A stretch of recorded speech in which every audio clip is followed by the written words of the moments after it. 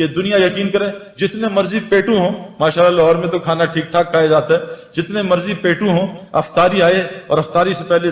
دب یا پکوڑے ساری کھا جاؤں گا، سموسے بھی کھا جاؤں گا، جلیبی بھی کھا جاؤں گا، بس میں کھاؤں گا اور پانی پورا گھڑا پی لوں گا، جہاں 2 پکوڑے گئے سموسے گئے بھوک بھی ختم، مزہ بھی ختم۔ یہ دنیا جیسے ایک پلیٹ کھائی بریانی کی، مزہ آیا، پھر دوسری لی تو مزہ کم ہوا، تیسری بالکل، چوتھی پہ کہا یار مجھے الٹی آ جائے، بس بس بس کرو۔ اللہ کی قسم دنیا اس سے زیادہ کچھ بھی نہیں۔ آج ہم سب دنیا سے آخرت بنانا، دنیا بنانا چاہ رہے ہیں، نہیں بنے گی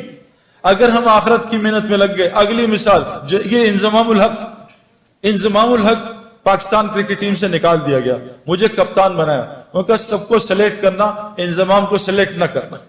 میں نے انضمام الحق کو، ہمارے ایک دوست ہیں پہلے ٹی وی کے فلموں کے اداکار تھے نعیم بٹ صاحب، میں نے ان سے کہا کہ انضمام ابھی بہت غصے میں ہے اور یہ بیچارہ ایک امتحان میں ہے، اس کا اب یہ لوگوں کو رگڑا نہ دے دے،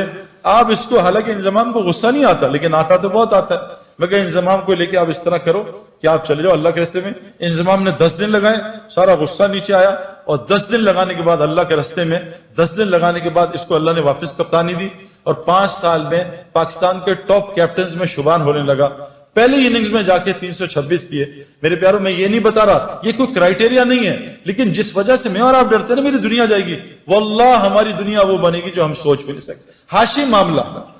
معاملہ، چلو میں تو بڑھاپے میں دین میں آیا نا، میں تو 37 بڑھاپا ہی ہے کرکٹ کا، وہاں مجھے دین کی شکل 35